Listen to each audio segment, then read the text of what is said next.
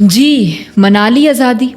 تقریباً 100 سے زیادہ لوگ زخمی ہو چکے ہیں. کئی لوگ آج دنیا سے رخصت ہو گئے کیونکہ ہمارے کچھ پاکستانیوں کو ہوا میں گولیاں چلائے بغیر آزادی منانا ہضم نہیں ہو رہا تھا. جانتے ہیں ان لوگوں کے نزدیک آزادی کیا ہے؟ سر عام ناچ لیں، ہوا میں گولیاں چلا لیں، موٹر سائیکلوں کے سلنسر چینج کر کر سڑکوں پر نکل کر لوگوں کی ماؤں بہنوں کو چھیڑ لیں، کسی پر تیزاب پھینک لیں، کیک کاٹ کر اسے ضائع کر لیں، جنڈیوں کو نالیوں میں پھینک لیں اور کسی کے ساتھ زیادتی کر لیں تو ہاں ہم آزاد ہیں. یہ کنویں کے مینڈک اپنی اس چھوٹی سی دنیا میں خود کو آزاد سمجھتے ہیں.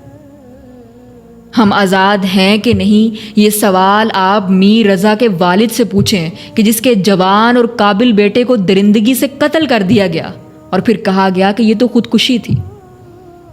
ہم آزاد ہیں کہ نہیں آپ آئزل کی ماں سے پوچھیں کہ جس کی اکلوتی بیٹی کو 1.5 سال کی بچی کو زیادتی کا نشانہ بنایا گیا اور اب وہ دنیا میں موجود نہیں.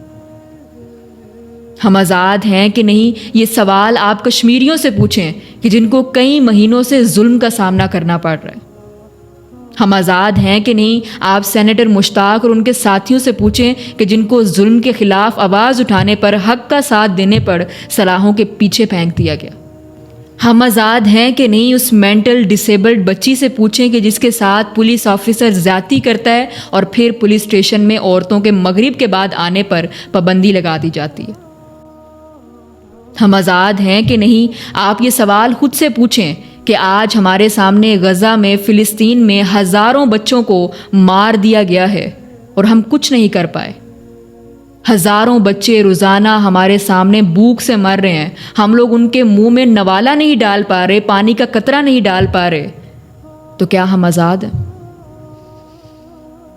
اس ملک کا ہر انسان یہ بات جانتا ہے کہ ہم کتنے آزاد ہیں اور کتنے نہیں.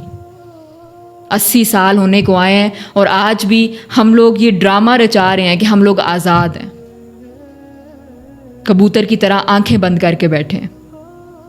حقیقت تو یہ ہے کہ ہر سال دن آ جاتا ہے آزادی کا، لیکن آزادی نہیں آتی. تو صحیح معنوں میں خود کو پہلے آزاد کریں، لوگوں کی آزادی کا سبب بنیں، مظلوموں کی آزادی کا سبب بنیں اور پھر آپ کو حق ہے کہ آپ منائیں آزادی.